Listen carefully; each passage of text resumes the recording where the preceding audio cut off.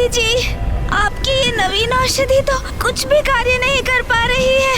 कोई लाभ नहीं हो रहा है। माँ! माँ! माँ! पुत्र गणेश, ये किस प्रकार के विचलन का आभास हो रहा है मुझे? कैलाश में सब कुशल तो है ना? मैं सुझाव देता हूँ कि हमें सप्त ऋषियों का आह्वान करना चाहिए। कदाचित वही हमारी सहायता करेंगे।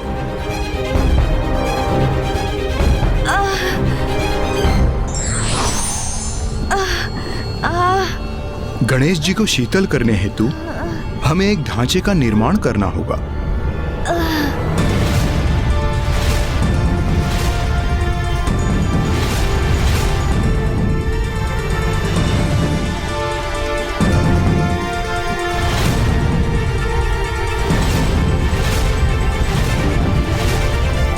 ऋषिवर, ये क्या है?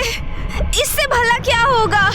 ये चटाइयाँ जिससे हमने इस ढांचे का निर्माण किया है, ये खस्क की दूब से निर्मित है और खस्क शीतलता प्रदान करता है। इसलिए अब सर्वप्रथम वरुण देव वर्षा प्रदान करेंगे।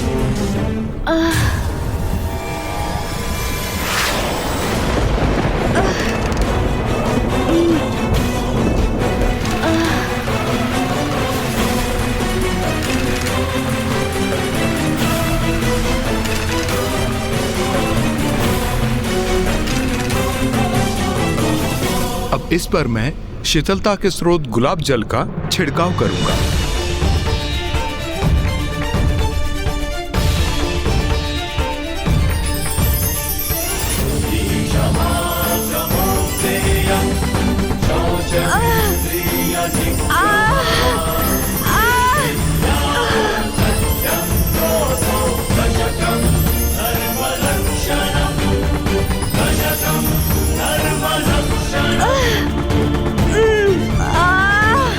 अब वायुदेव वायु प्रवाहित करेंगे। अब गुलाब जल और वायु खस के चटाई से होकर आपको स्पर्श करेंगे, तो इससे आप अवश्य शीतल होंगे।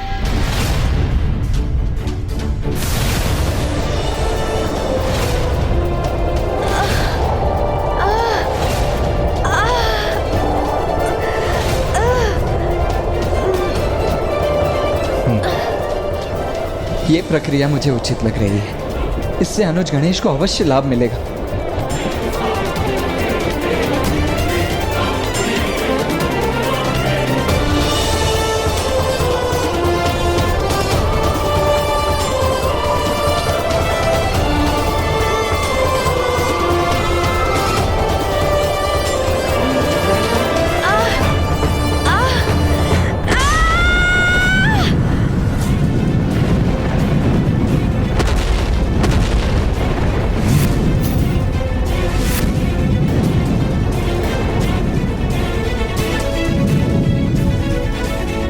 गणेश जी के शरीर से निकलने वाले अग्नि ने तो नीम के वृक्ष को भी जला दिया।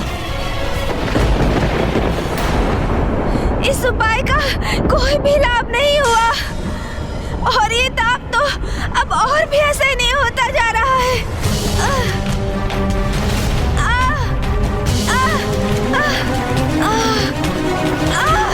अत्यंत पीड़ा हो रही है मुझे। अब और सहन नहीं कर पा रहा हूँ मैं। भीतर का ताप बढ़ता ही जा रहा है।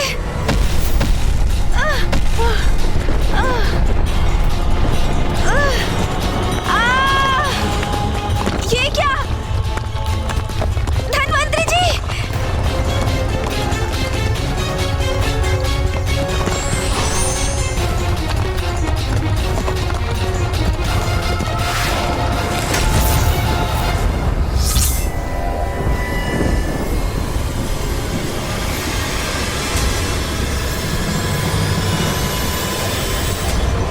मेरे कारण धन्वंतरी जी भूमि में धंसते जा रहे थे।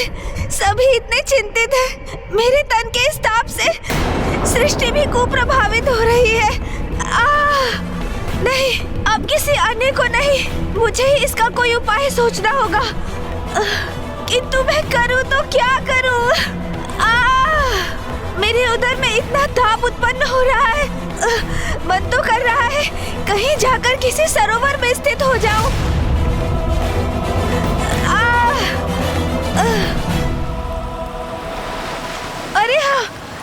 हो गया मुझे समाधान। मैं सरोवर में ही स्थित हो जाऊंगा, उससे अवश्य शीतलता प्राप्त होगी मुझे। गणेश,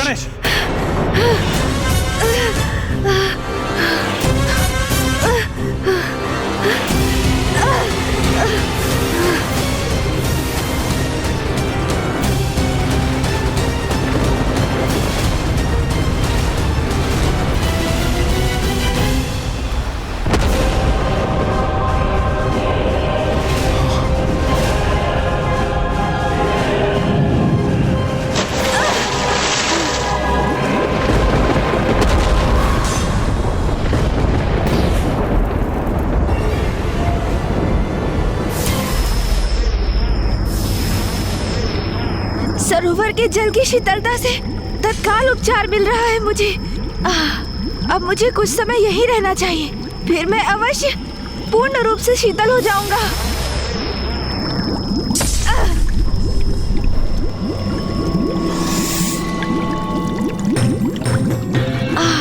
क्षणिक रूप से इससे मेरा शरीर शीतल अवश्य हुआ।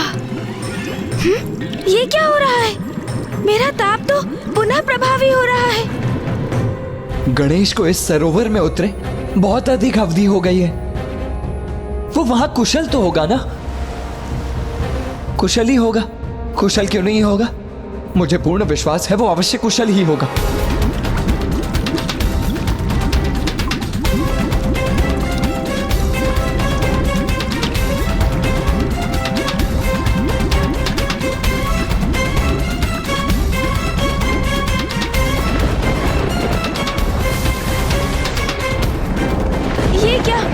जल में विचरण करने वाले जलचर तो मेरे शरीर के ताप से तड़प उठे हैं। मृत्यु हो रही है उनकी।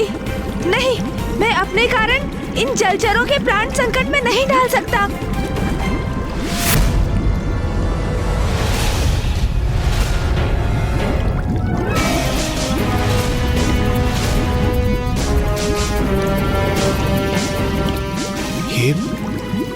ये वाष्प क्या सरोवर के जल से उत्पन्न हो रहा है? तो क्या सरोवर के जल का तापमान भी बढ़ चुका है?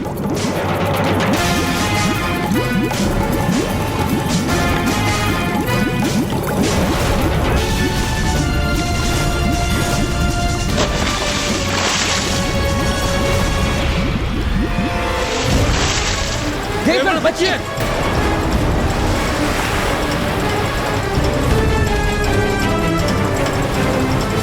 यदि ये जल का बहाव हमारे ऊपर आ गया तो हमें तो अपने साथ बहाकर ही ले जाएगा।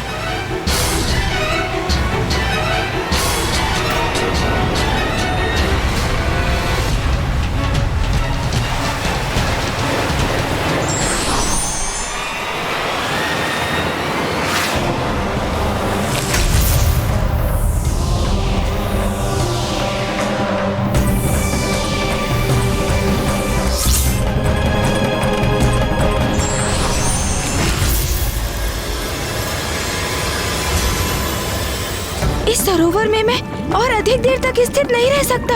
मुझे शीघ्र यहाँ से निकलना होगा।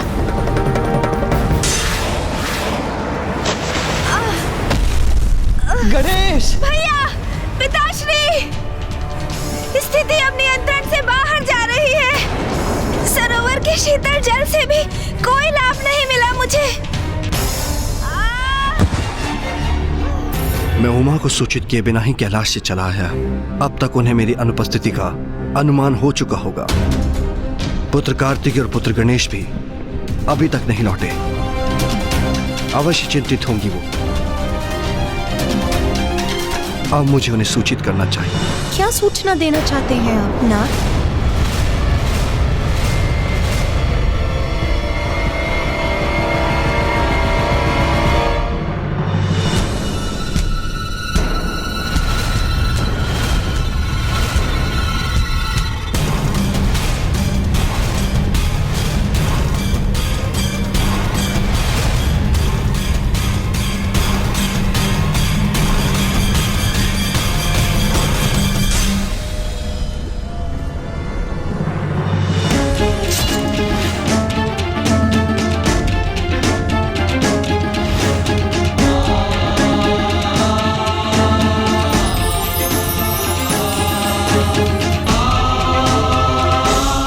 अश्विनी कुमार, आप यहाँ? और गणेश? गणेश कहाँ है?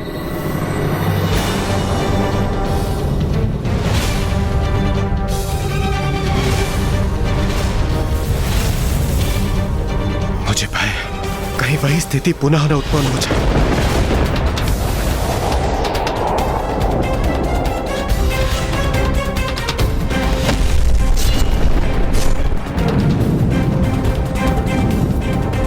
ये क्या, माता तो यहीं चली आई। यदि इन्हें ज्ञात हो गया कि गणेश जी की पीड़ा से हमने ही इन्हें अवगत नहीं कराया तो उनके क्रोध के भाजन हम मरेंगे।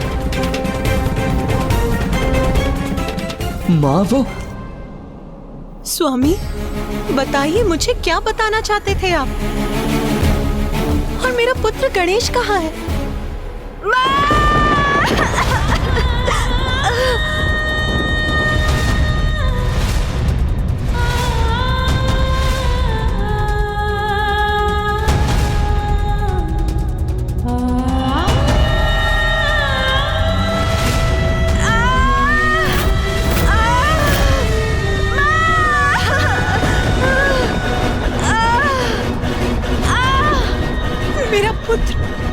मेरा पुत्र गणेश इस अवस्था।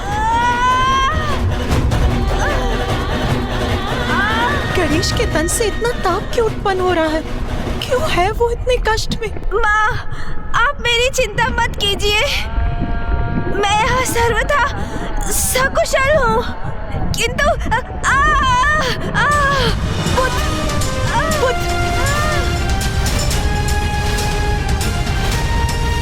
क्या हुआ है तुम? क्या कारण है तुम्हारी इस अवस्था का?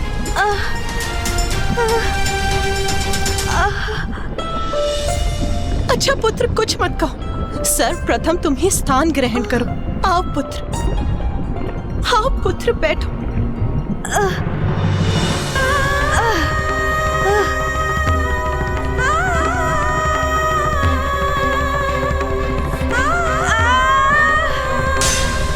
कहीं गणेश को इतनी पीड़ा में देखकर उमा का क्रोध जागृत न हो जाए।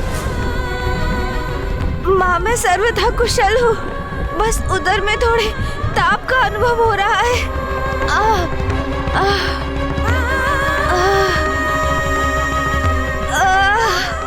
अपने ही उदर के भीतर इतना प्रबल ताप कोई कैसे सह सकता है? मेरा पुत्र यहाँ इस ऊर्जा से तप रहा है और मुझे ज्ञात भी नहीं। उमा,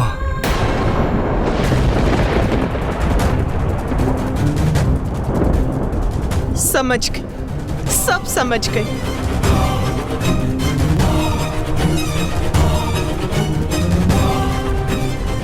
मैं समझ गई कि मेरे पुत्र ने उस अग्नि और लावा रूपी असुर अर्णलासुर को निगल लिया है, इसीलिए वो इस अवस्था में है। किंतु मैं ये नहीं समझ सकी कि आप सब प्रबल प्रतापी देवताओं के होते हुए मेरे पुत्र को ही उसका वध क्यों करना पड़ा? जिसका भय था वही हुआ। माता हम सब पे कुपित हो रही है। वो गणेश जी की स्थिति के लिए हमें उत्तरदायी मान रही है।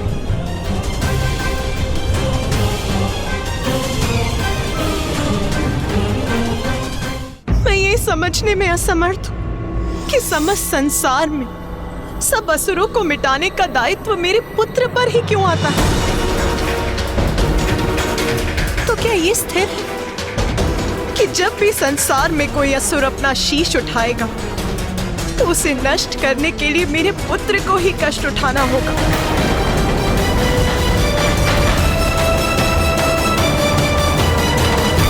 माँ, क्रोधित मत होइए आप। इसमें देवताओं का कोई दोष नहीं। मैं तो स्वयं यहाँ आया था अपने परम भक्त बालक सुबोध की रक्षा करने, माँ। और अर्णलासुर का वध करने का कोई अन्य मार्ग भी नहीं था, इसलिए मुझे उसको निगलना ही पड़ा।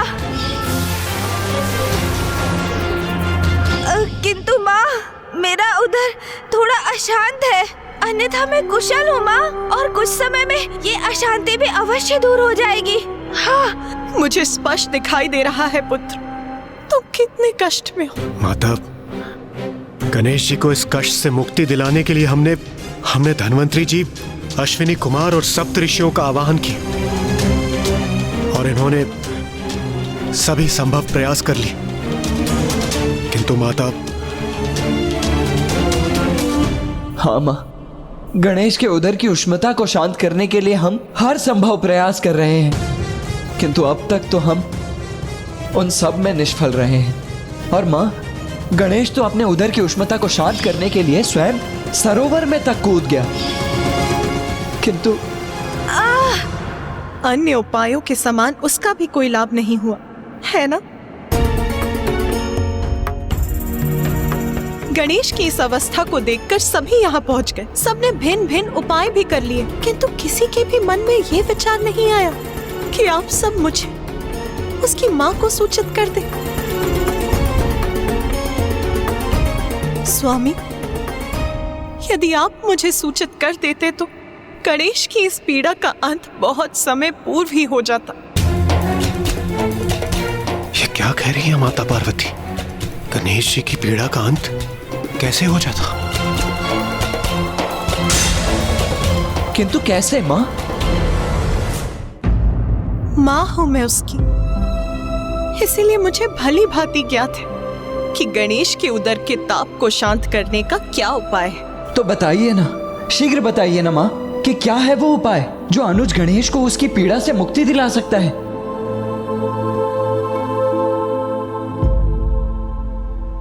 दुर्वा धूप, दुर्वा धूप, दुर्वा धूप।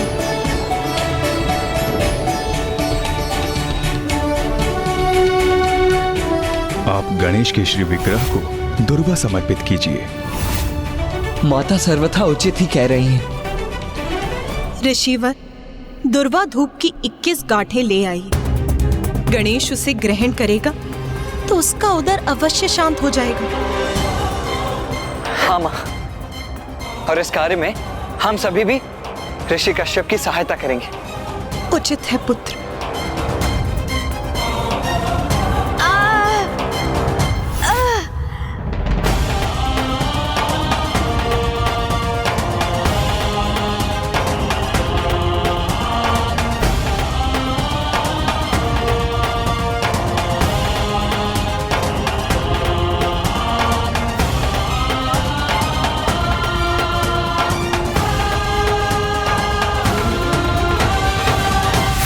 ऋषिवर, कृपया ये दुर्वा गणेश को ग्रहण करवाइए।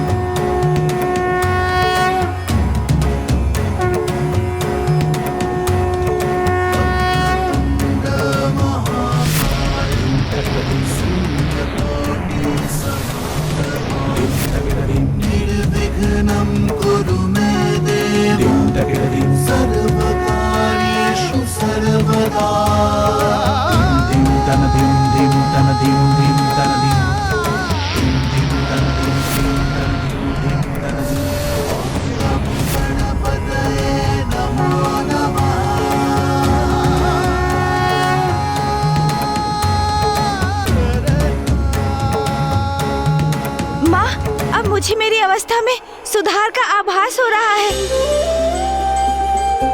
जो हम सभी मिलकर भी करने में असमर्थ रहे, वो माँ ने इतनी सहजता से कर दिया। लीजिए।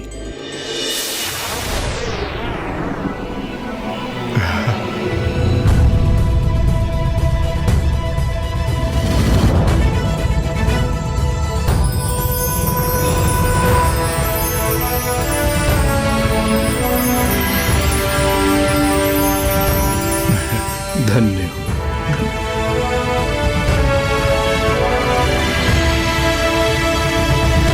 कदाचित आपको ये समझना चाहिए था कि संतान के विषय में माँ से अधिक किसी को ज्ञात नहीं होता। माता, इस दुर्वा ने गणेश जी की पीड़ा को कैसे शांत कर दिया, जबकि हमारे समस्त प्रयास तो विफल रहे। गणेश और दुर्वा के मध्य एक बहुत ही विशेष संबंध है।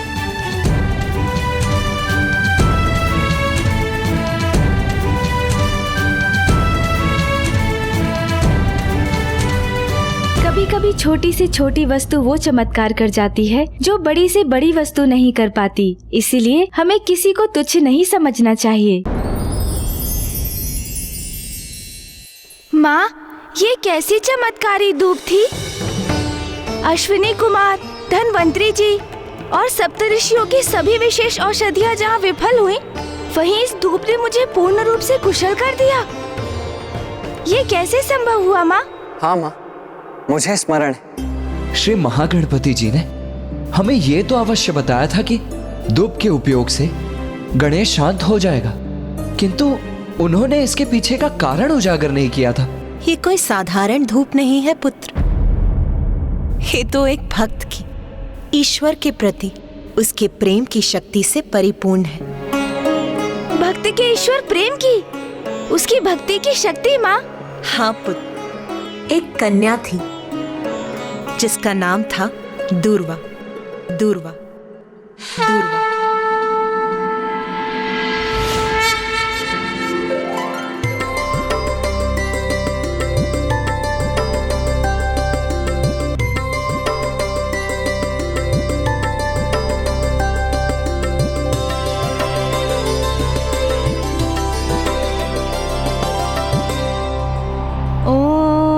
महागणाधिपति नमः।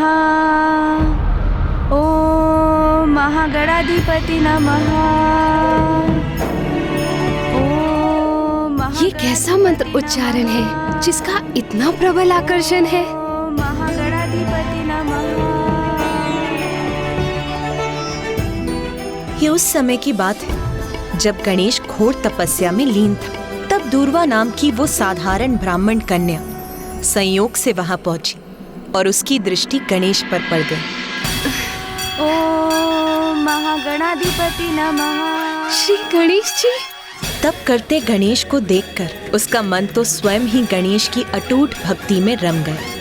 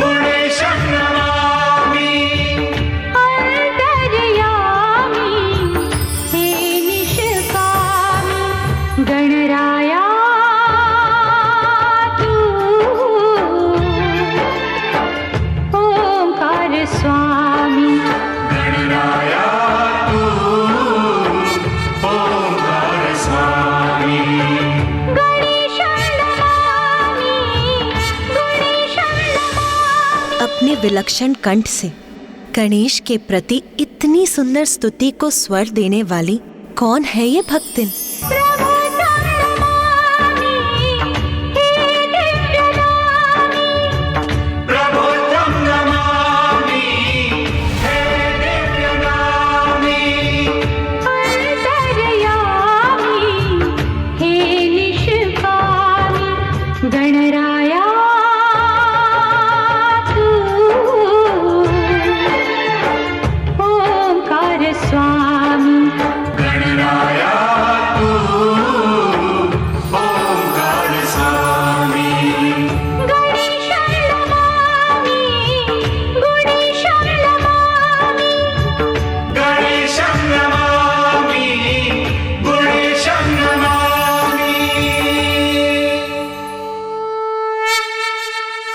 पुत्री दूर्वा,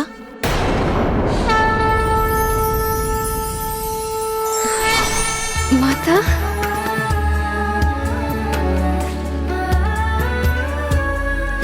माता। पुत्री दूर्वा, तुम्हारे हृदय में क्या है ये ज्ञात है मुझे। मेरे पुत्र गणेश के प्रति तुम्हारी भक्ति, प्रेम और निष्ठा का भान हो गया है मुझे। माता, श्री गणेश जी के प्रति मेरा प्रेम पूर्ण रूप से पावन है। उनके प्रति मेरी निष्ठा अटूट है माता। मैं तो उन्हें अपने हृदय में उतार चुकी हूँ। मैं तो श्री गणेश जी की भक्ति में लीन होकर पूर्ण रूप से तृप्त हूँ। माता, मेरी एक प्रबल इच्छा है कि मैं सदा श्री गणेश जी के साथ रहूँ। अब आप ही कोई उपाय कीजिए माता, जिससे मेरा नाम सदा के लिए गणेश जी के साथ जुड़ जाए। मैं मेरे पुत्र गणेश के प्रति तुम्हारे पवित्र प्रेम से अत्यंत प्रभावित हूँ, किंतु तुम किस रूप को धारण करके मेरे पुत्र के निकट रहना चाहती हो?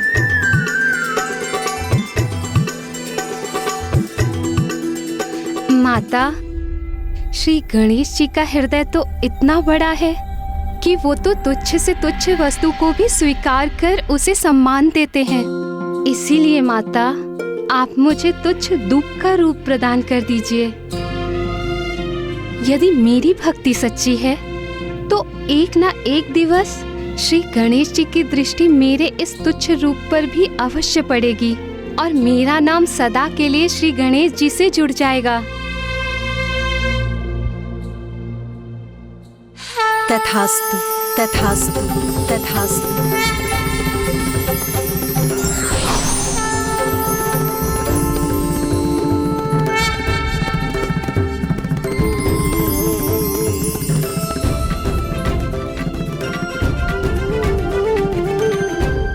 पुत्र गणेश, दुर्वा कोई साधारण दूब नहीं, ये तो तुम्हारे प्रति संपूर्ण भक्ति और निष्ठा से परिपूर्ण समर्पण की प्रतीक है।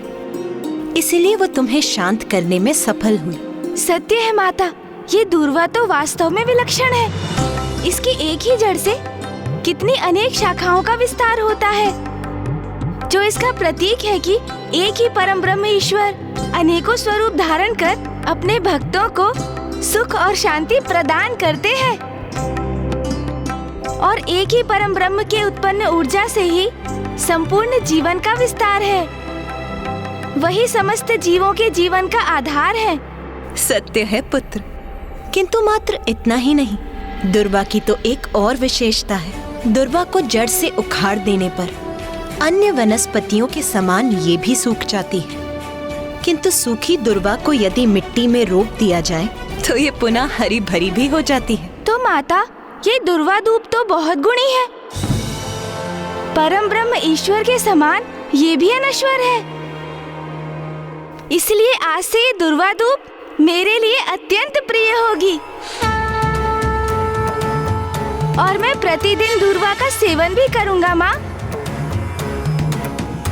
और मैं ये भी घोषणा करता हूँ कि जो भी भक्त मुझे भक्ति भाव से दुर्वा समर्पित करेगा, मैं उसकी मनोकामना अवश्य पूर्ण करूंगा। मैं उसकी मनोकामना अवश्य पूर्ण करूंगा।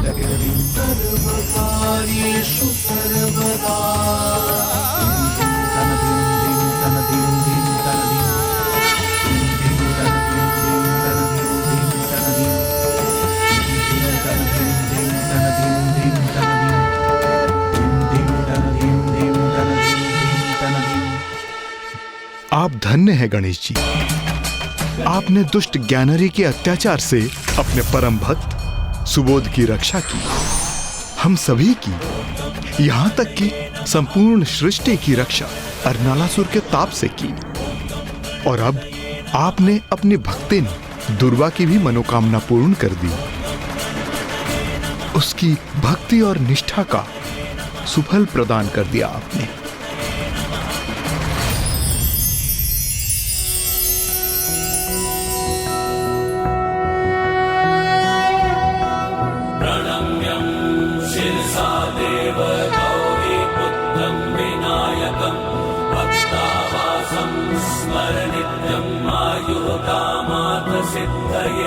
प्रथमं वक्रतुण्डं च एकदन्तं द्वितीयकं तृतीयं कृष्णं पिङ्गाक्षं गजवक्त्रं चतुर्थकं लम्बोदरं पञ्चमं च षष्ठं विकटमेव च सप्तमं विघ्नराजेन्द्रं धूम्रवर्ण तथाष्टकं नवमं बालचन्द्रं च दशमं तु विनायकम् एकादशं गणपतिं द्वादशं तु गजाननं द्वादशैतानि नामानि यः पठेन्नरः न च विघ्नभयं तस्य सर्वसिद्धिकरं प्रभो।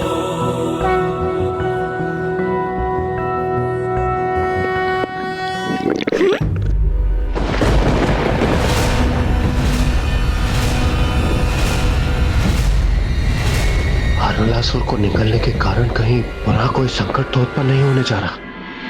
अरे अरे अरे, आप सभी चिंता मत कीजिए।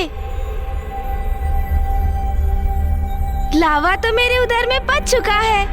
ये तो मेरे भूख की गर्जना थी।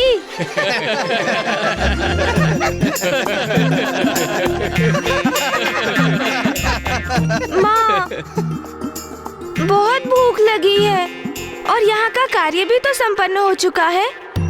अभी हम कैलाश चलकर भोजन करें क्या माँ? अवश्य पुत्र।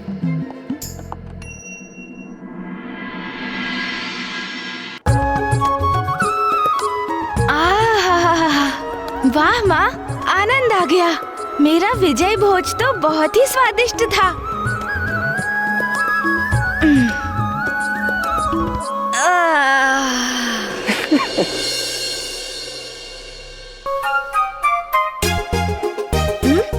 भोजन के पश्चात निद्रा मग्न होना उचित नहीं, अभी तो टहलना चाहिए। चिंता मत कीजिए भैया, स्मरण है मुझे। भोजन के बाद निद्रा में लीन नहीं हो सकता मैं तो टहलने ही जा रहा हूँ। उचित है।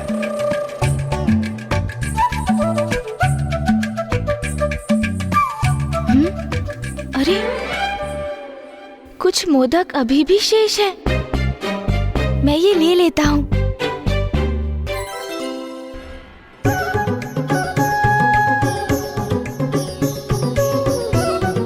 चिंता मत कीजिए भैया, भ्रमण करते करते मैं इन मोदकों को खाऊंगा।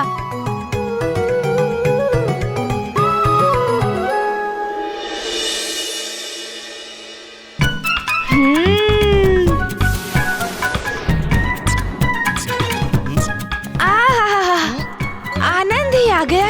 माँ के हाथों की स्वादिष्ट मोदक और कैलाश पर्वत की शीतल पवन। वाह, आनंद आ गया। क्यों मूषक जी? मोदक का तो आपको ही क्या थे स्वामी, मैं तो मात्र वायु खा रहा हूँ। ओह, मैं कभी कभी कितना विचार शून्य हो जाता हूँ ना। मैंने आपसे तो पूछा तक नहीं। तो प्रभु को स्मरण हुई है कि मोदक मुझे भी प्रिय है, किंतु अभी तक प्रभु ने पूछा ही नहीं। कोई बात नहीं प्रभु, तो आप पूछ लीजिए। मुझे खेद है मूषक जी, आपको इतनी भारी टोकरी उठानी पड़ी। किंतु लीजिए, अब मैं शीघ्र इन मोदकों को खाकर इस टोकरी का भार कम कर देता हूँ, ताकि आप भी सरलता से भ्रमण कर सके।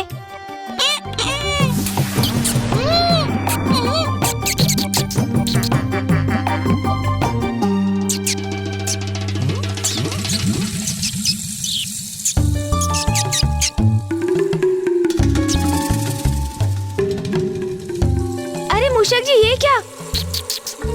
हम टहलते टहलते कैलाश के उपवन से इतना दूर निकल आए हैं कि हमें ध्यान भी नहीं रहा कि कब हम इस सघन वन में प्रवेश कर गए। तो चलिए प्रभु, हम लौट ही चलते हैं ना।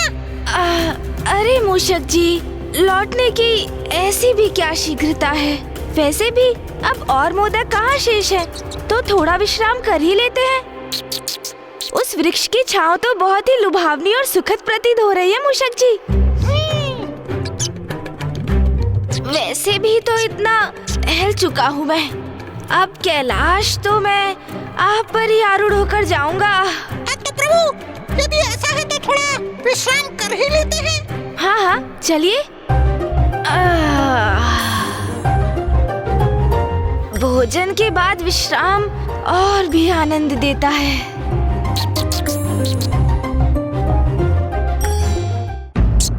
प्रभु, विश्राम अवस्था में आप कुछ कथा ही सुना दीजिए ना मुझे, जो बहुत ही रुचिकर हो और मेरा मनोरंजन भी हो जाए प्रभु। हाँ हाँ, क्यों नहीं। किंतु कहीं भूत प्रेत की कथा सुनकर आप भयभीत तो नहीं हो जाएंगे ना मूषक जी? अरे कहाँ प्रभु, आपके लिए इतने भयानक असुरों का सामना किया है, तो मात्र एक कथा मुझे कहाँ भयभीत कर सकेगी?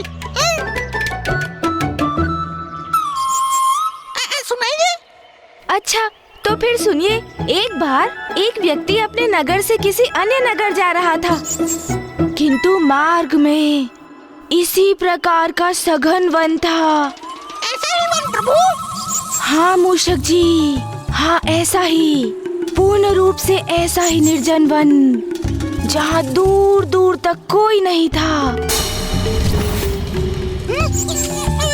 कोई वन्य पशु भी नहीं। कोई भी नहीं? किंतु क्यों प्रभु? क्योंकि मूषक जी वो वन शापित था। शापित? हाँ हाँ मूषक जी, शापित। आप तो ऐसे सहम गए हैं कि आप मेरी कथा से भयभीत हो रहे हैं मूषक जी। नहीं नहीं नहीं प्रभु, मैं और भयभीत नहीं, आप कथा सुनाइए ना, मैं तो सुन रहा हूँ। अच्छा तो फिर सुनिए।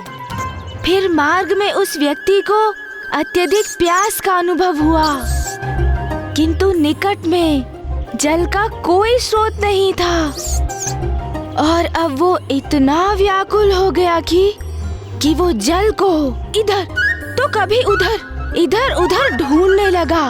और फिर अकस्मात क्या हुआ अचानक प्रभु? और फिर अचानक उसे एक आहट सुनाई दी।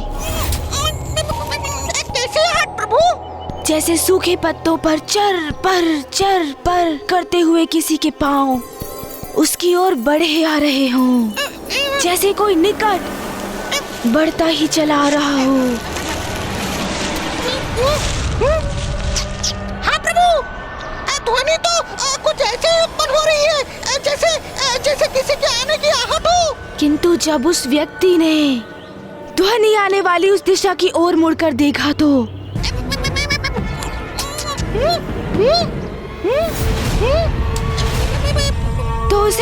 उसे कुछ भी दिखाई नहीं दिया। फिर क्या हुआ प्रभु? मूषक जी, उसे दिखाई कोई नहीं दे रहा था, किंतु आहट सुनाई दे रही थी, और वो पदचाप निरंतर उसके निकट आती जा रही थी। और तभी जैसे जलते केशों की गंध उसकी नासिका में पड़ी। जलते हुए केशों की गंध? हाँ, जब भूत पिशाच निकट आते हैं तो ऐसी ही गंध आती है मूषक जी। और तभी क्या हुआ प्रभु? और तभी उस व्यक्ति को वहाँ भूमि पर पांव के चिन्ह दिखाई दिए। किंतु विचित्र बात ये थी कि एक पांव का चिन्ह सीधा था और दूसरा उल्टा मूषक जी। क्या प्रभु? एक सीधा एक उल्टा? अच्छा समझ गया, वो दो व्यक्ति होंगे जिन दोनों का संयोगवश एक ही गांव होगा। उनमें से एक जा रहा होगा और दूसरा आ रहा होगा। नहीं मूषक जी, दोनों पांव और उनके चिन्ह एक ही व्यक्ति के थे। ये कैसे संभव है प्रभु?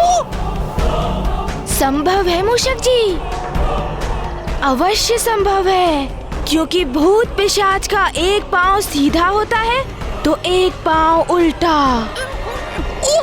अच्छा, तो फिर प्रभु? और फिर अचानक से वायु का तीव्र प्रवाह उत्पन्न हुआ। साय साय, और देखते ही देखते उस वायु प्रवाह ने बवंडर का रूप धारण कर लिया।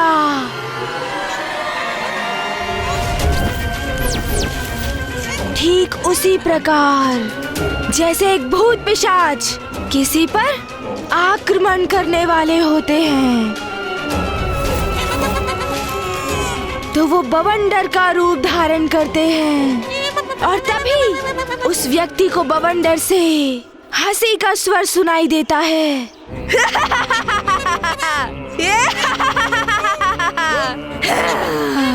और फिर बवंडर ने उसे उठाकर पटक दिया मूषक जी।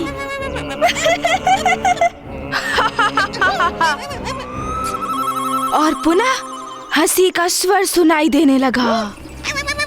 कोई तो उस विचित्र स्वर में कह रहा था, मैं भूत हूँ, मैं पिशाच हूँ, मैं तुम्हारे प्राण हर लूंगा।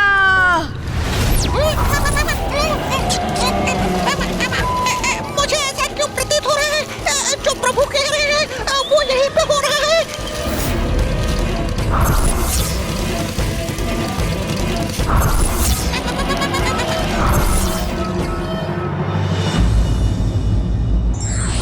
सच्ची भक्ति के समक्ष ईश्वर भी विवश हो जाते हैं और अपने भक्त को अवश्य शरण देते हैं। बताइए प्रभु, उसके बाद क्या हुआ? कोई तो उस विचित्र स्वर में कह रहा था, मैं भूत हूँ, मैं पिशाच हूँ, मैं तुम्हारे प्राण हर लूंगा, मैं भूत हूँ।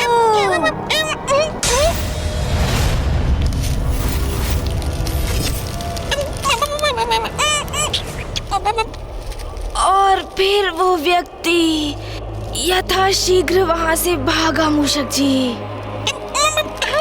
तो वो आगे था, बवंडर उसके पीछे पीछे, वो आगे, बवंडर उसके पीछे, आगे पीछे आगे पीछे आगे पीछे, वो भागा जाए, बवंडर उसके पीछे पीछे, आगे पीछे आगे पीछे आगे पीछे।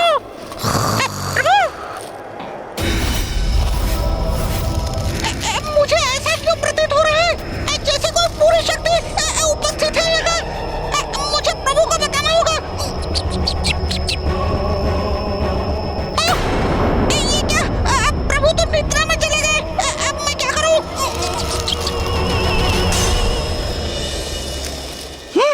अब सब कुछ शांत हो गया। अब मुझे कदाचित भयभीत नहीं होना चाहिए। प्रतीत होता है वो मेरा भ्रम था, किंतु प्रभु से मुझे वो भूत पिशाच की कथा नहीं सुननी चाहिए थी। कोई बात नहीं, अब मैं भी थोड़ा विश्राम कर ही लेता हूँ।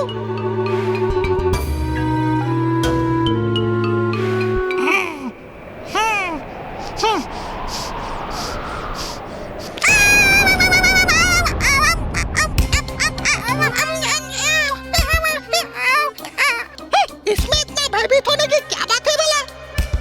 इससे गिरा एक पत्ता ही तो है ये। और वैसे भी जहाँ स्वयं प्रथम पूज्य गणेश जी हैं, वहाँ मुझे सताने कोई भूत प्रेत भला कैसे आ सकता है? तब भ्रम ही है। कदाचित मुझे प्रभु से वो भूत पिशाच की कथा सुननी ही नहीं चाहिए थी। पुनः विश्राम करता हूँ।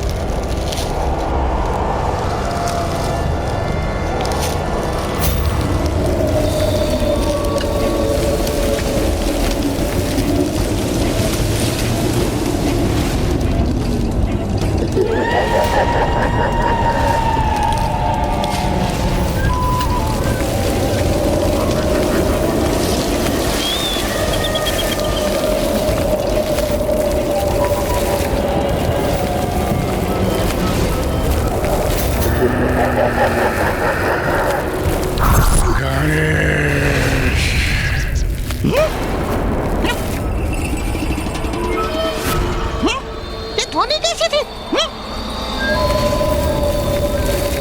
मैं व्यर्थ चिंता कर रहा हूँ। ये तो मात्र वायु का प्रवाह है, किंतु इससे उत्पन्न भय से मुझे प्यास लग गई है। किंतु एकाकी जाने का साहस नहीं हो रहा है। मुझे प्रभु के जागने की प्रतीक्षा करनी चाहिए। हे प्रभु! माँ के हाथ के मोदक, आहा, आनंद आ गया। वाह, प्रभु ने तो निद्रा में ही अपने भूख प्यास मिटा ली। प्रतीत होता है अब मुझे एकाकी ही जाना होगा। मैं हूँ प्रभु का वाहन मूषक, एक कुशल धावक, एक वीर योद्धा। फिर वाला मुझे भयभीत होने की क्या आवश्यकता? मैं तो स्वयं ही सब कुछ संभाल सकता हूँ।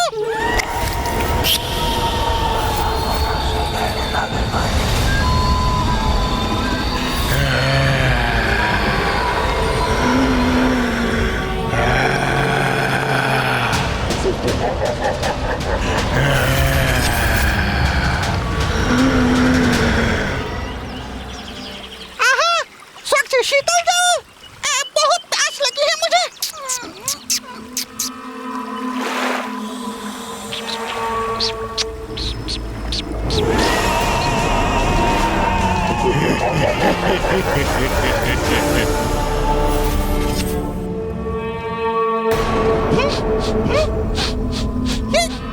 ऐसी गंध क्यों आ रही है? जैसे निकट कहीं किसी वस्तु का दहन हो रहा हो। जब भूत पिशाच निकट आते हैं तो ऐसी ही गंध आती है मूषक जी।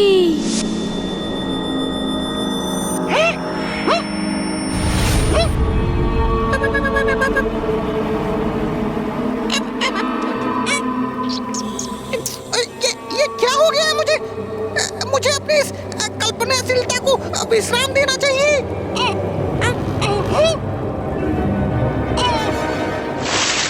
कदाचित अपने मुख पर इस शीतल जल के छिड़काव से मेरा भय दूर हो जाएगा।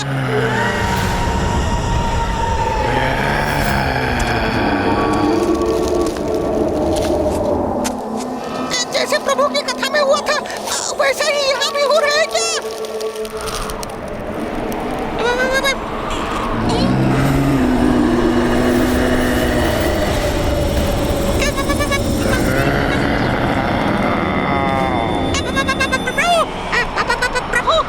जैसे सूखे पत्तों पर चर पर करते हुए किसी के पांव उसकी ओर बढ़े आ रहे हों। उड़कर देखने में भी भय का आभास हो रहा है मुझे।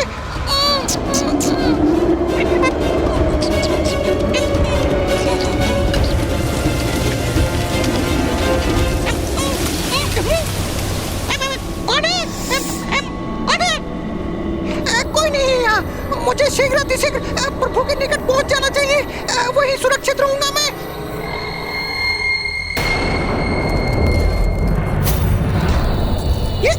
ये पदचिन्ह, क्योंकि भूत पिशाच का एक पांव सीधा होता है तो एक पांव उल्टा।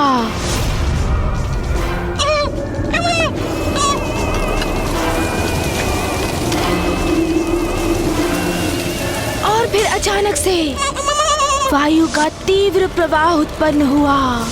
ये तो वही हो रहा है जैसे प्रभु की कथा में हो रहा था। और देखते ही देखते उस वायु प्रवाह ने बवंडर का रूप धारण कर लिया।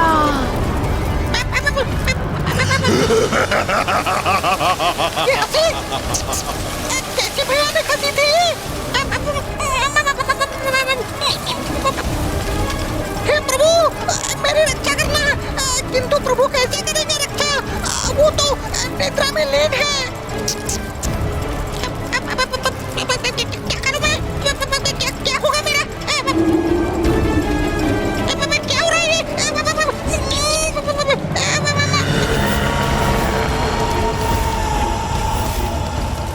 कहीं मुझे प्राण संकट में तो नहीं?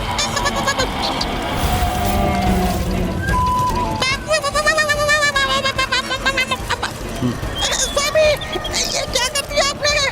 आपके मुख से प्रस्फुटित हुई वो कथा सत्य हो ही गई। जब भूत पिशाच किसी को मारना चाहता है तो वो बवंडर बन जाता है मूषक जी। जैसे एक भूत पिशाच बवंडर का रूप धारण कर भूत पिशाच आक्रमण करने वाले भूत पिशाच बवंडर का रूप धारण करते हैं।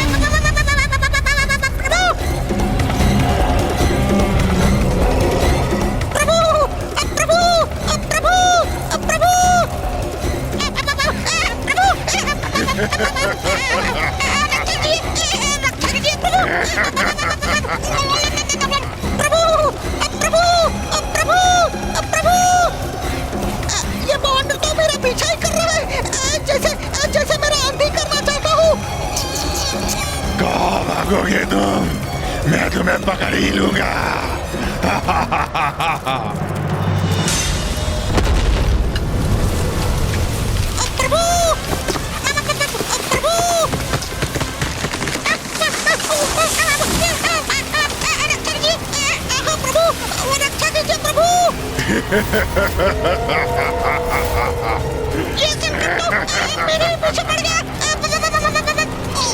कितना भागोगे तुम?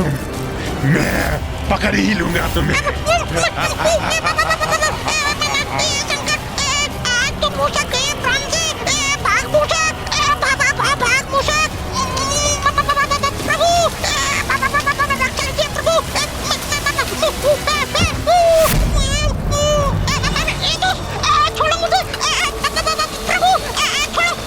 कौन करेगा तुम्हारी रक्षा?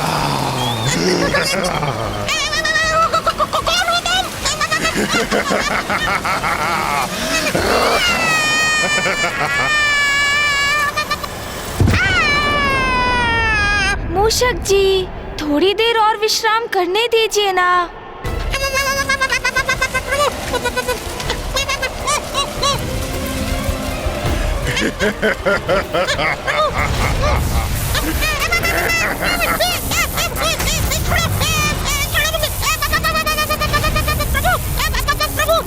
क्या तुम्हें याद नहीं मैं कौन हूँ? मैं मूषक हूँ, प्रथम पूज्य गणेश जी का वाहन। यदि उन्हें आभास हो गया ना कि तुम मुझे सता रहे हो, तो वो तुम्हें कदापि नहीं छोड़ेंगे। छोड़ो मुझे।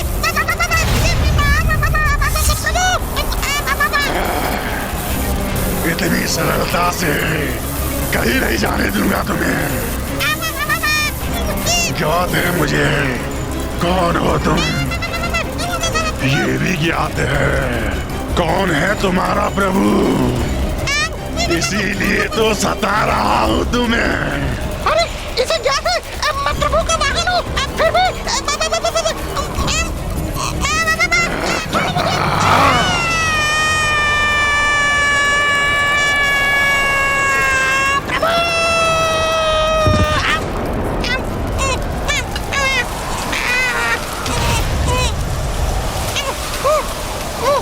मूषक, पेड़ की शाखा को छोड़ो और नीचे आओ।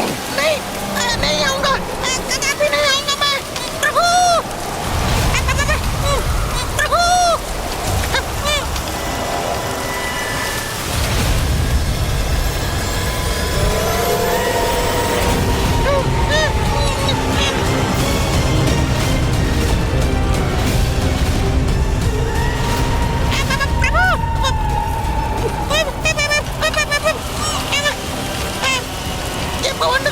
सब कुछ निकलता हुआ मेरी ओर ही बढ़ रहा है।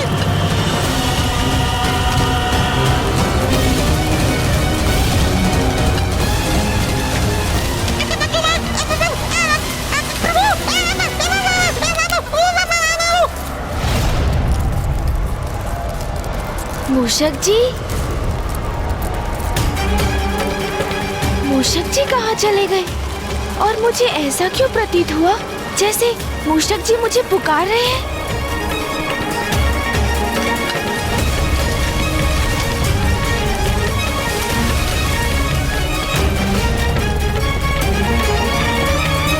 ना कोई वायु प्रवाह और ना कोई कारण, तो ये वृक्ष इस प्रकार क्यों झूल रहे हैं? कुछ तो है जो उचित नहीं। मुझे चिंता हो रही है। मुझे मूषक जी को अभी ढूंढना होगा।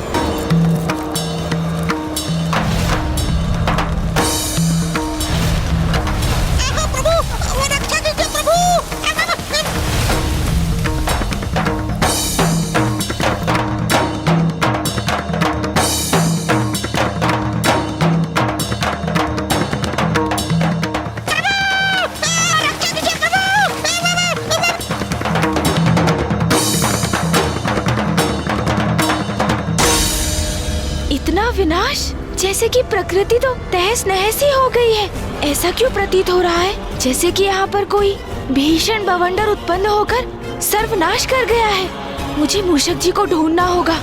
मूषक जी, मूषक जी,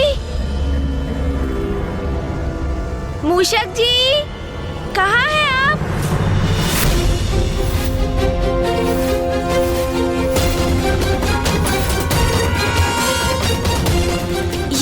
ये क्या? ये पद चिन्ह मेरी कथा के समान।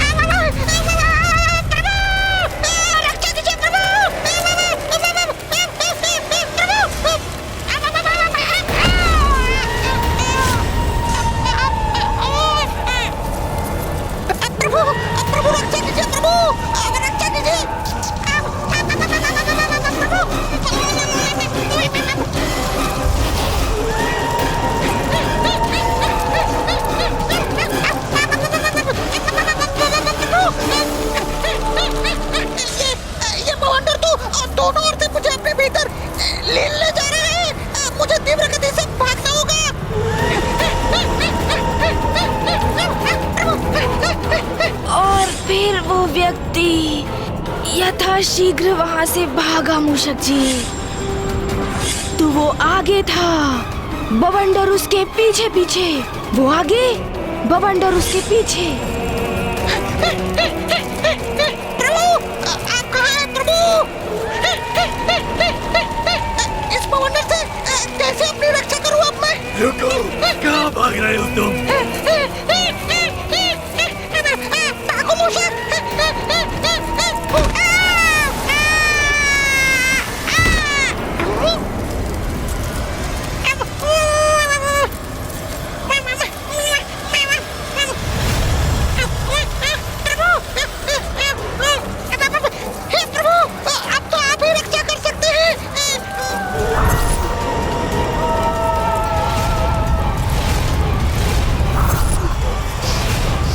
मूषक जी, मूषक जी,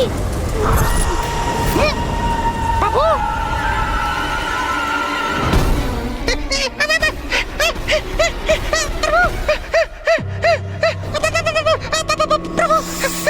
मूषक जी, आप भी ना इतने भावुक क्यों हो रहे हैं आप वहाँ से यहाँ क्यों चले आए? मैं तो वही था आराम पूर्वक, किंतु मूषक जी आप इतना कंपित क्यों हो रहे हैं? आपको बवंडर पीछे मेरे जैसे आपके भूत पिशाच कथा में था प्रभु। वो मेरे पीछे मैंने देखा, भूत पिशाच को देखा मैंने, मेरा अंत करने का प्रयास कर रहा था प्रभु। मूषक जी, मुझे ज्ञात है कोई तो भूत पिशाच अवश्य है जो आपको सता रहा है, और इसका आभास मुझे भी हुआ है मूषक जी। किंतु कोई बात नहीं, अब मैं संभालता हूँ मूषक जी। उस भूत या पिशाच को उचित पाठ पढ़ाऊंगा मैं। अरे ये क्या मूषक जी, आप भी भूत पिशाच की रट लगा रखे हैं। मैंने कहा ना मूषक जी, भूत पिशाच का कोई अस्तित्व नहीं, आप व्यर्थ में ही भयभीत हो रहे हैं, और ये सब मनगढ़ंत कल्पना से उपजा हुआ गल्प है। नहीं प्रभु, भ्रम नहीं था मेरा, कोई तो भूत पिशाच अवश्य था। किंतु मुझे तो नहीं हुआ, तो मैं कैसे स्वीकार कर लूं कि भूत पिशाच का कोई अस्तित्व है मूषक जी?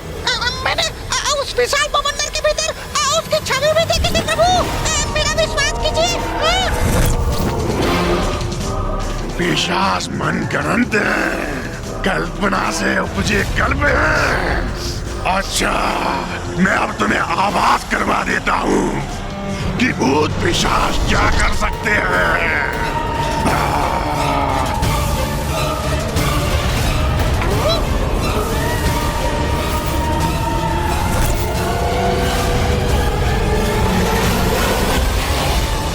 नहीं प्रभु, भूत पिशाच है, मुझे आभास हुआ था। वो देखिए प्रभु, उस वृक्ष को।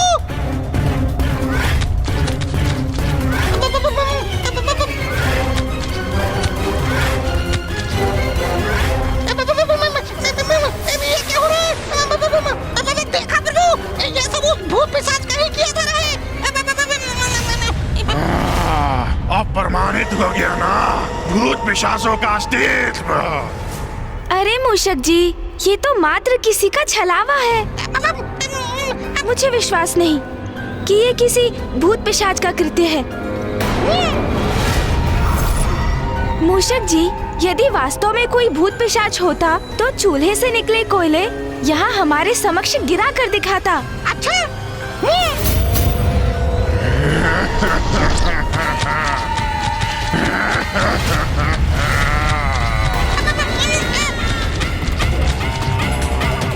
ये देखिए प्रभु, ये देखिए। अब तो विश्वास हो गया ना आपको प्रभु, भूत नहीं किया ये। यदि सत्य में कोई भूत पिशाच है तो उसके द्वारा चूल्हे से निकले कोयले को पुनः लुप्त करके दिखाए, तभी मैं मानूंगा।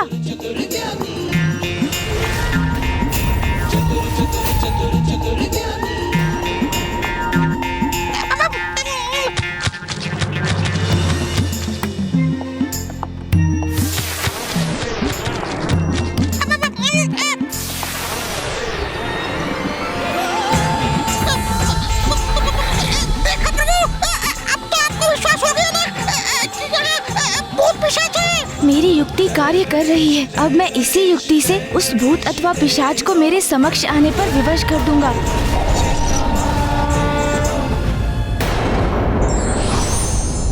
ईश्वर की प्रत्येक कथन के पीछे कोई ना कोई संदेश अवश्य होता है।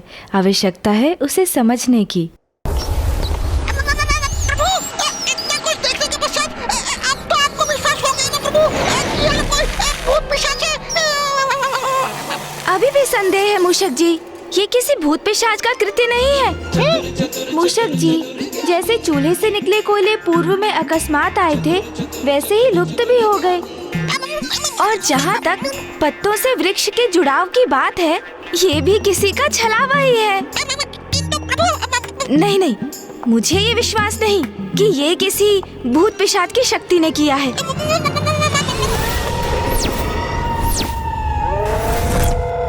यदि सत्य में ही कोई भूत पिशाच है तो वो उस वृक्ष के मध्य में से, उस नन्ही छिद्र से चट्टान निकाल कर दिखाए। वो छिद्र, क्या कह रहे हैं प्रभु? इतने नन्हे से छिद्र से इतना विशाल छत्ता कैसे?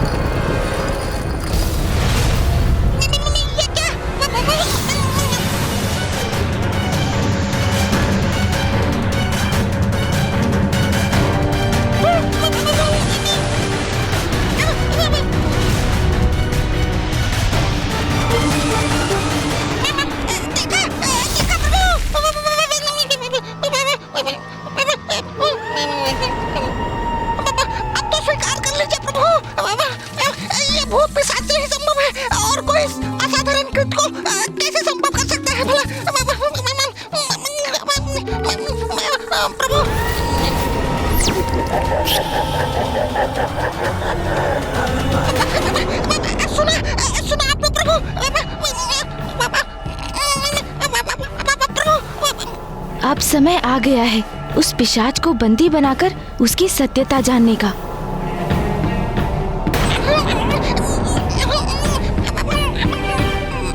चलिए, उचित है, यदि कोई भूत पिशाच है तो इस पोटली के भीतर प्रवेश कर दिखाए। उसके पोटली में समाते ही ये पोटली फूल जाएगी मूषक जी। हाँ, फिर मैं भी मान लूंगा। वो आएगा प्रभु, देख लीजिएगा।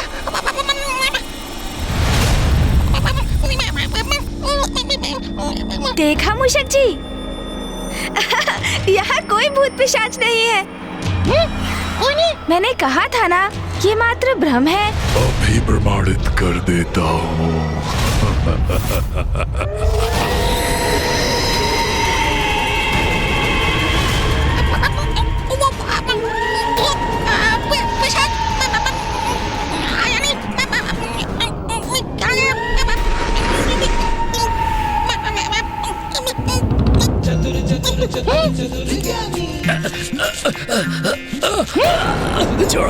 ये लीजिए मूषक जी, जो भी भूत पिशाच था और जिसने आपको कष्ट पहुंचाया, उसे हमने इस पोटली में बंद कर दिया है। मुक्त करो। अरे छोड़ो, छोड़ो मुझे, बाहर आने दो, मुझे बाहर आने दो, छोड़ो। नहीं प्रभु, उसे बाहर कदापि मत आने दीजिएगा प्रभु। बाहर तो तुम्हें तभी आने दूंगा जब तुम बाहर आकर हमारे समक्ष अपना वास्तविक रूप उजागर करोगे।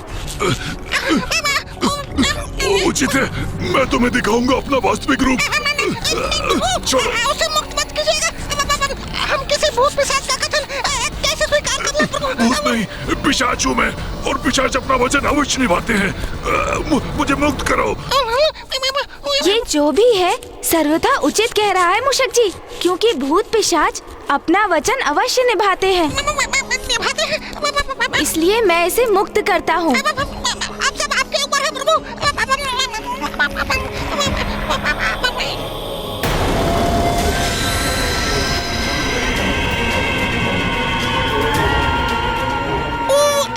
किधर गया पिशाच, किधर गया?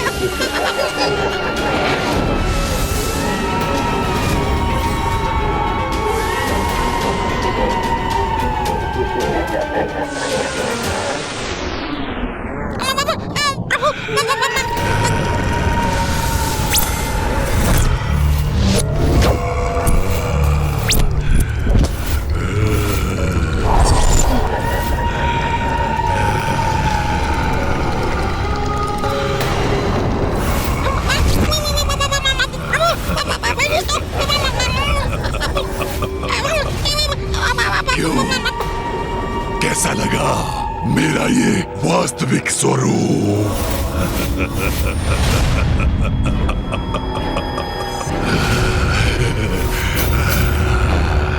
और ये भी ज्ञात कर लो, मैं जैसा हूँ उसका कारण तुम हो। तुमने ही मुझे इस भयंकर कुरूप स्वरूप में परिवर्तित किया है। मैंने? वो कैसे? रुक जाओ दुष्ट! कुमार कार्तिकेय जी! भैया यहाँ और इतने क्रोध में? मेरे भ्राता को हानि पहुंचाने आए हो तुम? मैं तुम्हारा अंत कर दूंगा।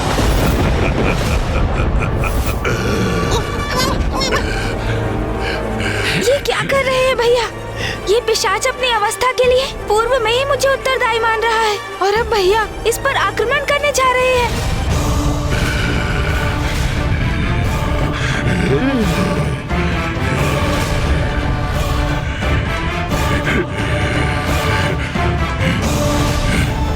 भैया तो बहुत आक्रामक मुद्रा में है और प्रतीत हो रहा है जैसे ये पिशाच भी पीछे नहीं हटेगा। दुष्ट! तुम्हें ज्ञात भी है तुम कितने बड़े संकट को आमंत्रित कर रहे हो? किससे उलझ रहे हो? ये कोई और नहीं, स्वयं महादेव पुत्र प्रथम पूज्य गणेश है। कुमार कार्तिकेय जी अत्यंत क्रोधित हैं। तुम्हें तो भैया रुकिए। नहीं गणेश, आज मैं तुम्हारी एक नहीं सुनूंगा। इस दुष्ट उद्दंड पिशाच पर अपना प्रहार अवश्य करूंगा मैं। आइए, क्यों नहीं, कीजिए प्रहार कीजिए। आप भी मेरा वध कर दीजिए जैसे पूर्व में आपके भ्राता ने किया था। उसी प्रकार आप भी मेरा अंत करने का आनंद लीजिए, आनंद लीजिए।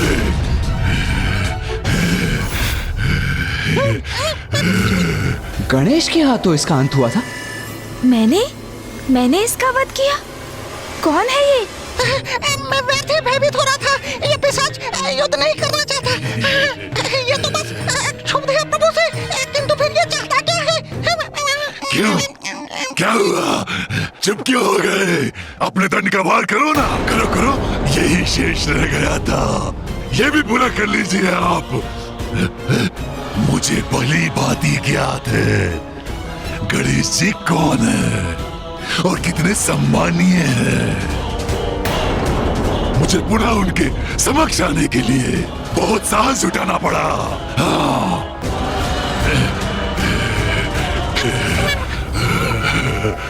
कौन है ये पिशाच? किंतु पिशाच, तुम तो मेरे पीछे पड़े थे, मुझे क्यों आहत करना चाहते थे तुम? पिशाच हूँ, कुछ तो अवश्य सताऊंगा ना।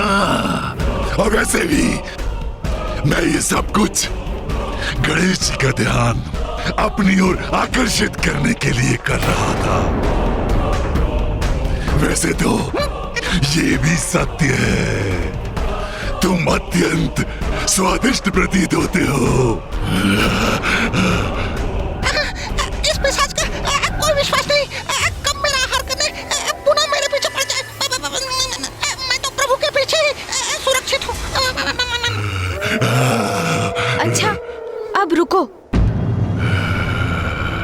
तुम मूषक जी से वार्तालाप करने तो यहाँ नहीं आए हो ना? तो अपना परिचय दो, बताओ कौन हो तुम? कौन हो तुम? मैं अपना परिचय अवश्य दूंगा गणेश जी, किंतु उसके पूर्व आपको मुझे एक वचन देना होगा कि आप मेरी सहायता करेंगे।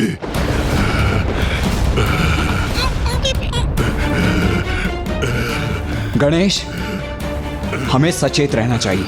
इससे इसका परिचय प्राप्त किए बिना हमें इसे किसी भी प्रकार का कोई वचन नहीं देना चाहिए।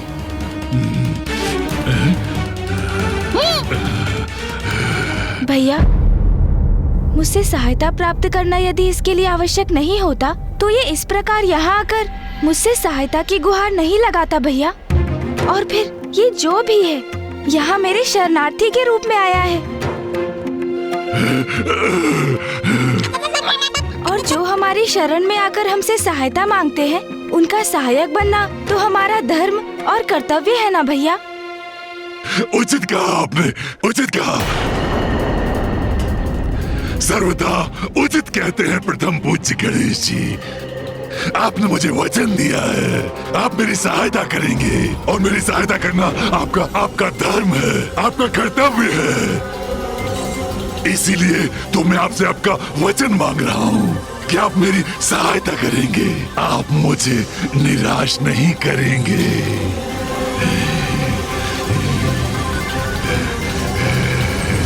यदि तुम मुझे अपना उचित परिचय दोगे तो मैं वचन देता हूँ, मैं तुम्हारी सहायता करने से कदापि पीछे नहीं हटूंगा। ये मेरा वचन है।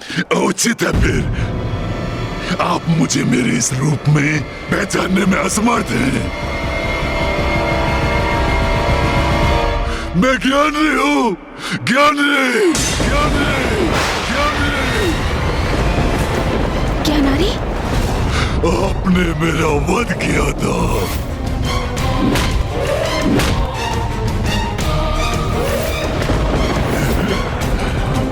ज्ञानारी? त्रिलोक विजेता असुर राज ज्ञानारी के पुत्र को इस प्रकार धरती में बिठाने का दुस्साहस कैसे किया तुमने? इतना अहंकार था मुझे अपने बल पर। स्वयं को संसार का नवीन ईश्वर घोषित किया था मैंने। अब देखिए, देखिए मुझे, उसके परिणाम स्वरूप क्या दुर्दशा हो गई है मेरी। तुम जिस योग्य थे वही परिणाम हुआ है तुम्हारा। अपने पापों के कारण ही ऐसी अवस्था हुई है तुम्हारी। उसके लिए तुम गणेश को दोष नहीं दे सकते। मैं कहाँ गणेश जी को दोष दे रहा हूँ कुमार कार्तिकेय। मैं तो मात्र इतना कह रहा हूँ कि गणेश जी ने मेरा वध किया और मेरे दुष्कर्मों के कारण मेरे पुत्र ने मेरे अंत के पश्चात मेरा अंतिम संस्कार और श्राद्ध नहीं किया।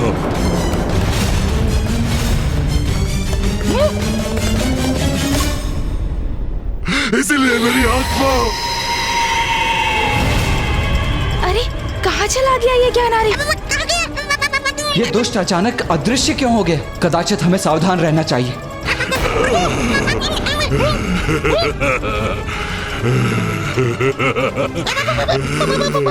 ये मेरी आत्मा, तभी से मेरी आत्मा।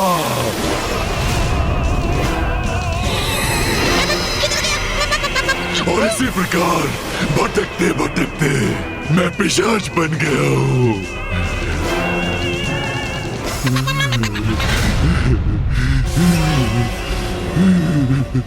किंतु तुम्हारी इस अवस्था में गणेश कोई सुधार कैसे ला सकता है?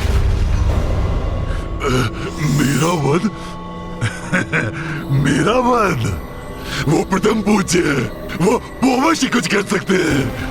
वो जब तक ऐसा नहीं करेंगे मैं नहीं जाऊंगा यहाँ से। आप दोनों के निकट भटकता रहूंगा। ये कैसा विचित्र संकट बनकर हमारे पीछे पड़ गया है? संकट नहीं कुमार कार्तिकेय, पिशाच। बस वही आपके पीछे पड़ा है। तुम्हें चिंता करने की कोई आवश्यकता नहीं है ज्ञानारी। मैंने तुम्हें सहायता का वचन दिया था तो वो मैं अवश्य पूर्ण करूंगा। किंतु अभी कब करेंगे? हाँ?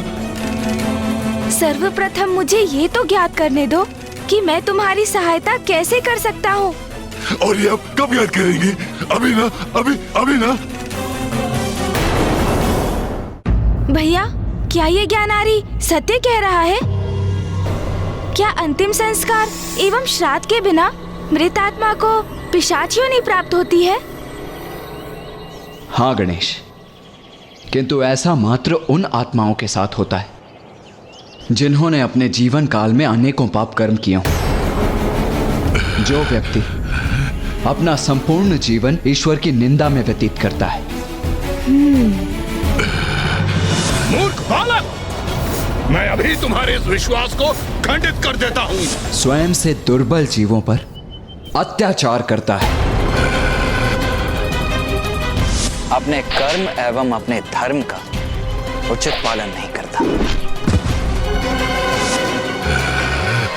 चौर्य कर्म करता है, असत्य वचन बोलता है, स्वयं के चरित्र के पतन का उत्तरदायी होने के साथ साथ वो अन्य सभी के साथ भी दुराचार का व्यवहार करता है। उसका यदि अंतिम संस्कार उचित प्रकार से ना हो, पूर्ण विधि विधान से उसका श्राद्ध न किया जाए, तो उसकी मृत आत्मा भटककर भूत, पिशाच, ब्रह्म राक्षस आदि में परिवर्तित हो जाती है। अब तो आपको कुमार कार्तिकेय के इन वचनों से सब कुछ स्पष्ट हो गया प्रभु। अब मुझे शीघ्र मुझे मुक्ति दिलाइए। मैं आपका शरणागत हूँ प्रभु। मुझे दिया वचन पूर्ण कीजिए प्रभु, पूर्ण कीजिए अपना वचन प्रभु। ज्ञानरी, यदि तुमने पूर्व में ही गणेश की प्रभुता को स्वीकार कर उसकी शरणागत हो गए होते, तो आज तुम्हें इतने कठिन समय का सामना नहीं करना पड़ता। भैया, ये पिशाच योनि में क्यों है, ये तो मुझे स्पष्ट हो गया है। किंतु अब ज्ञानारी को मुक्ति कैसे प्राप्त होगी, उसका भी तो उपाय सुझाइए।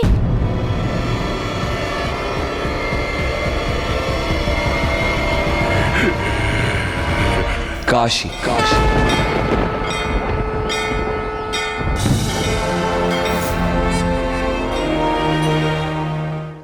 एकमात्र काशी ही वो पुण्य स्थली है जहां ये संभव है। मोक्षदायिनी काशी में तो सभी को मोक्ष प्राप्त हो जाता है। उचित है भैया, तो आप ये भी बताने की कृपा करें कि काशी में ऐसा क्या विशेष है। काशी वो धर्म स्थली है जो पिता श्री महादेव को सर्वाधिक प्रिय है। वो पावन नगरी है जिसका कण कण शिवमय है, जिसका कभी विनाश नहीं होता, जो सृष्टि के पूर्व भी और प्रलय के उपरांत भी अपने स्थान पर स्थिर रहती है। वो काशी जिसकी रचना तो स्वयं पिता श्री महादेव एवं मां आदि शक्ति ने की है। स्मरण करो गणेश, माता श्री महाकाली ने स्वयं अपने श्रीमुख से हम सभी को ये कथा सुनाई थी। ये उस समय की बात है जब प्रलय के पश्चात संसार में कुछ भी शेष नहीं रहा था। तत्पश्चात पिता श्री महादेव एवं मां आदि शक्ति ने अपना दिव्य अर्धनारीश्वर रूप प्रकट किया। मां की शक्ति और पिताश्री के तप से सृष्टि का प्रारब्ध हुआ। उस समय मात्र जल ही जल था, जिससे अति बलशाली शेषनाग जी का उत्सर्जन हुआ, जिस पर स्वयं नारायण विराजमान थे। और नारायण की नाभि से एक दिव्य दंडिका उत्पन्न हुई, जिसके अग्रभाग के एक कमल के पुष्प पर ब्रह्मदेव विराजमान थे। नारायण को जगत के पालनहार होने का दायित्व संभालना था, किंतु वो गहन निद्रा में लीन थे। जिस निद्रा से उन्हें जागृत करने हेतु माता महामाया ने दो असुर मधु और कैटब को उत्पन्न किया, और वो दोनों माता महामाया के आदेश पर विष्णुदेव से युद्ध करने निकले। और तब उनकी दृष्टि ब्रह्मदेव पर पड़ी। वो ब्रह्मदेव का उपहास करने लगे। उठिए नारायण। ब्रह्मदेव ने नारायण को पुकारा और नारायण निद्रा से बाहर आ गए। फिर उन्होंने मधु और कैटब का वध किया। इन दोनों असुरों के तन के अवशेष जल में गिरे और दोनों के जुड़ाव से पृथ्वी का निर्माण हुआ, जो क्रमशः ठोस होती गई। तब विष्णुदेव और ब्रह्मदेव ने महादेव की अर्चना कर उनसे विनती की कि वो एक ऐसे स्थान को उत्पन्न करें जहां उनके सभी भक्त, जिसमें विष्णुदेव और ब्रह्मदेव भी सम्मिलित होकर उनकी प्रार्थना कर सके। और तभी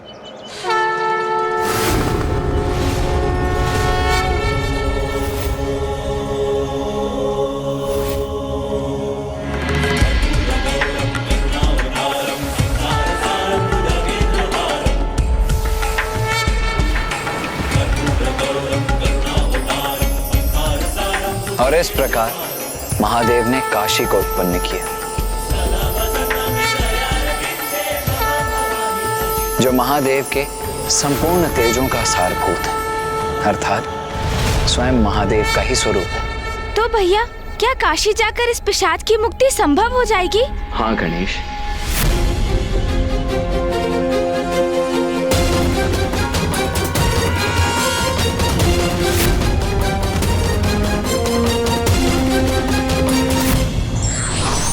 ईश्वर जीवन देते हैं तो मुक्ति का मार्ग भी परस्त करते हैं, किंतु प्राणी का कर्म उसकी मुक्ति का द्वार खोलता है।